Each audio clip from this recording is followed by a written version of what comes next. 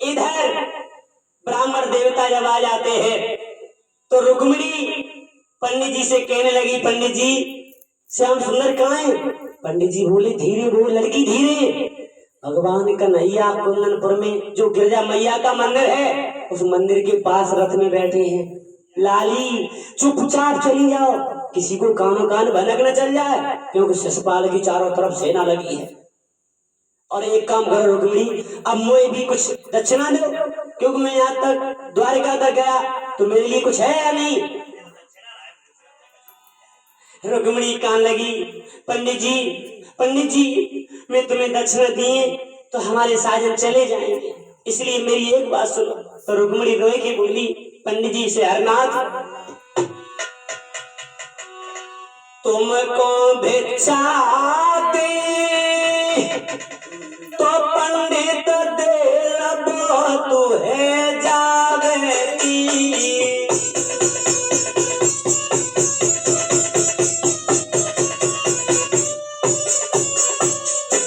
पंडित जी अरे तुमको भिक्षा दे तो पंडित दे रबो तू है जावेती। और मेरे सैया की सवारी पंडित मंदिर से रम जावेगी।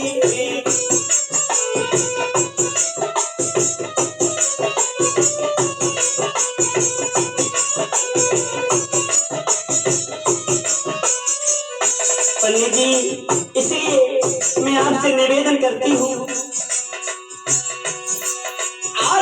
जब जाए चली पंडित मेरी सासुरिया घर यही होते, और मेरे अंगना में बैठ के पंडित जी भरी भोजन खाई होते।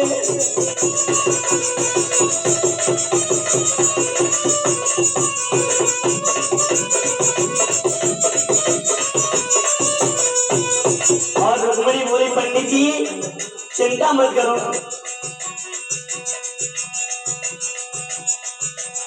इतनी सुन लो बात रज में तुमसे कर रही हूँ, तासे मेरी सुनियो बात रज में तुमसे कर रही हूँ।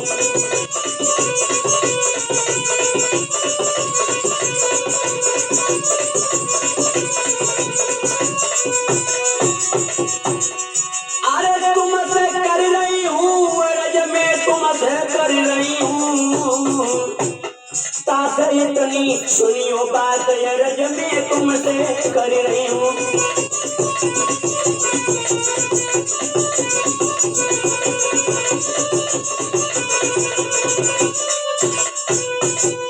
रुक्मिणी बार बार पंडित जी से कहने लगी, पंडित जी अभी मुझे सासुलिया के घर जाने दो, जब सासुलिया के घर पहुंच जाऊं तब तुम्हारा इच्छा भर के तुम्हें मैं भोजन कराऊंगी और दक्षिणा दूंगी। पंडित जी को समझा करके और रुक्मिणी अपनी मैया के पास के लिए चली है, और ब्राह्मण देवता खाली हाथ हला दबाए अपने घरे लौटे हैं। रुक्मिणी की मैया ने ये दृढ़ संकल्प कर लिया था रामलखन शास्त्री जी कि शिशुपाल दूल्हा बन के आंगन में आएगा तो ना आंखों से उस नीच को देख नहीं सकते, तो आंखों से पट्टी बांध ली थी महाराज जी। रुक्मिणी पास में पहुंची और मैया से कहने लगी, अम्मा। हाँ लली, कहा बात है? मैया मुझे बता, मैं ब्याह कब हुई है? कल। हम ससुराल को कब जाइए? परसों। तो रुक्मिणी अपनी मैया के गले में गलमैया फंसा लटका दे, अम्मा तुझे जानिए कई ललिया नहीं ससुराल को जाते। रुक्मिणी रोने लगी। और साथियों साथ साथ ये भी देखते हैं कि 3 प्रकार से रोया जाता है।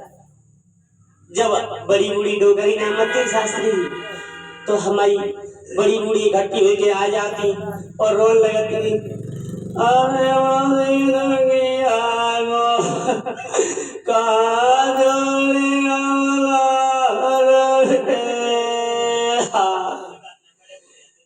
दूसरी डोगरी आ जाए, कहीं चुकड़ा मेरा चुकड़ा दावा की लेके चलो या तुझे कोई काम ना हो। और जब हम जैसे नौजवान पट्टा मत मिश्री भैया तो माता बहने इकट्ठी होके आए जाए और कैसे रोए, अरे मोदी दुनिया को कहाँ छोड़ गए ठाकुर रे।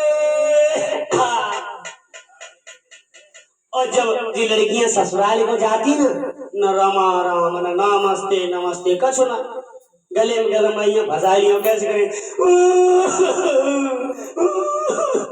उसी प्रकार आज रुक्मिणी ने अपनी मैया के गले में गलबैया फंसाने कहने लगी, अम्मा तू यही समझना आज तेरी लाली ससुराल को जाए।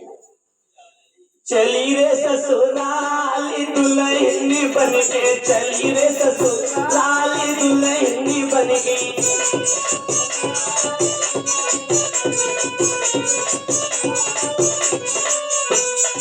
मैया चली रे ससुराल दुल्हन बन के, चली रे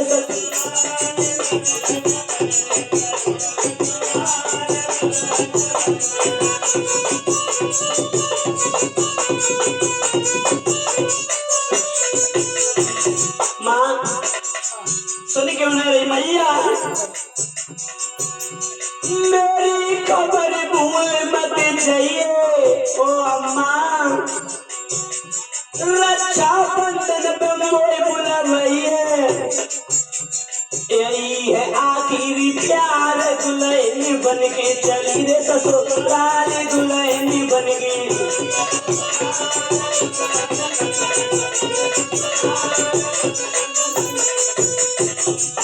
चली रे ससुराल दुल्हन बन के, चली रे ससुराल दुल्हन बन के।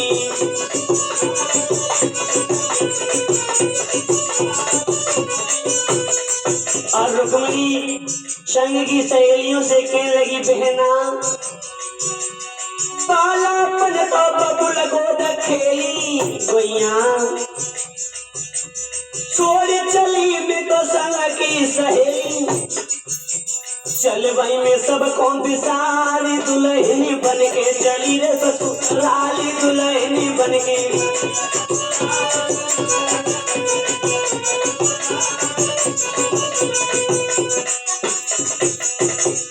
चली रे ससुराल दुल्हन बन के, चली रे ससुराल दुल्हन बन के।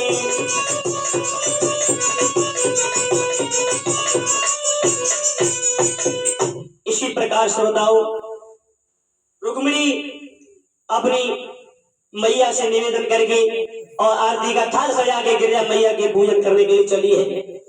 लेकिन मैया के लाली अकेली मत जाओ, फिर सहेलियों को साथ ले जाओ। तो 3-4 सहेली माता ने और रुक्मिणी के साथ में कर दी। रुक्मिणी संग की सहेलियों को लेकर के गिरजा मैया के मंदिर पर आ जाती है।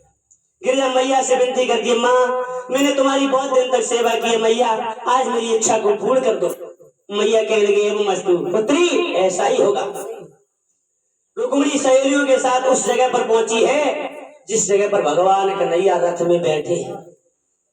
लेकिन भगवान कन्हैया ने 3-4 लड़कियों को देखो कहाँ लगे, वाह पंडित जी वाह, हमने एक बुलाई तुमने 4-5 भेज दी। भगवान कन्हैया बोले, समझ में ना आ रही कौन सी मेरी रुक्मिणी है। आर रथ में बैठो श्याम रे के मन ही मन मुस्का दे।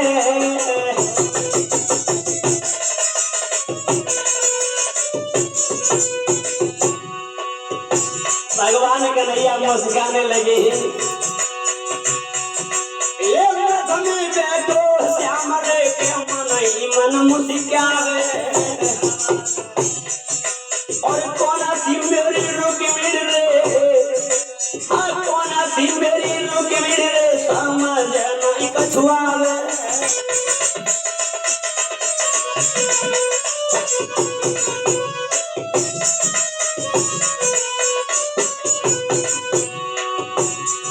महाराज श्याम आज मन में करे विचार, और कौन सी मेरी रुक्मिणी है जा रथ में बैठारे।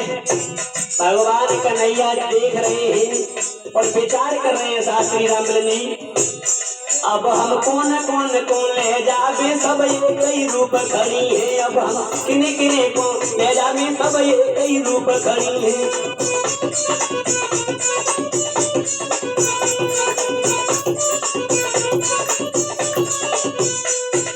और इधर प्रमाण मिला, त्रेता युग में जब लक्ष्मण की शक्ति लगी थी सजीवन बूटी लेने के लिए बजरंगबली द्रोणागर पर्वत पर पहुंचे, तो एक ही रंग की बूटी थी, बजरंगबली ने पहचान नहीं।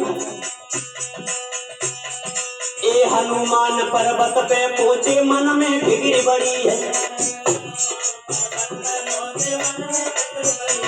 और एक ही रंग की जो बूटी है ना पहचान सकी है, पर गई कौन कौन को ले जावे सब एक ही रूप धरी।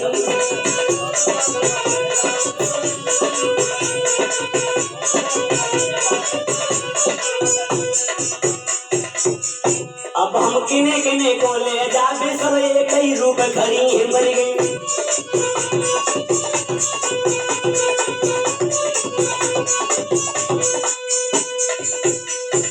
इसी प्रकार भक्तों भगवान कन्हैया रथ में बैठे बैठे विचार कर रहे हैं। भगवान कन्हैया के विचारों को देखकर रुक्मिणी समझ गई प्रभु ने मुझे पहचान नहीं पाया। तो रुक्मिणी जिस हाथ में कंकर बांधे हुए थी उसी हाथ को ऊपर उठा करके सहेलियों से कहने लगी, बहन देखो वो तंत्रवक्र की सेना है, वो शिशुपाल की सेना है। भगवान कन्हैया ने देखा ये कंकर मला यही मेरी रुक्मिणी है। तब तक रुक्मिणी रथ के पास में पहुंची और कन्हैया से बोली, श्याम ये तुम्हारी कमरे में घुस्सी जक्का है तो निक बजाने दो काहे। भगवान कन्हैया बोले, जो हमने बजाई बसुरिया दुश्मन चारों तरफ लगे सब तो डरे मेरी बसुरिया। तो रुक्मिणी बोली मेरे दिखाई दो। भगवान कन्हैया बोले, हाँ तुम खूब दिखाई दो, कितनी कीमती है। रुक्मिणी का हाँ सो तो जान तो तुम्हारी कितनी कीमती। तो श्याम सुंदर बोले, कीमत की बात कर रहे हो, सुनो। कुबेरु गड़ा में एक कुबेरु जमो मैंने बंसी के नाम कटाए धरिए।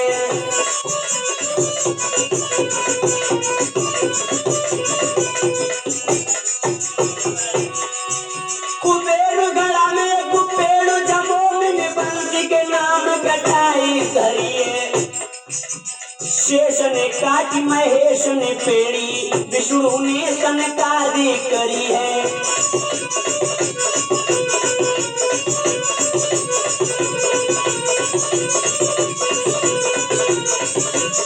और सुनो इस कीमत की बात कर रही हो।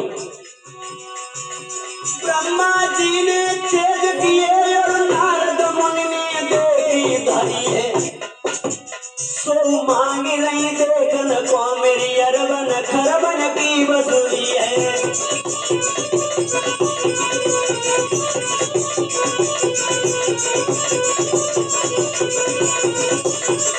इधर रामलिंग हरिनाथ यादव पड़रिया वाले ढोलक मधुर बजाते, मिश्री यादव खेरिया वाले झनकार यहाँ दरसाते।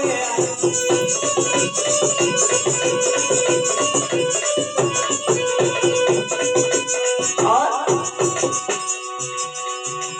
सत्यदेव बेटा जहीरा बदवारे।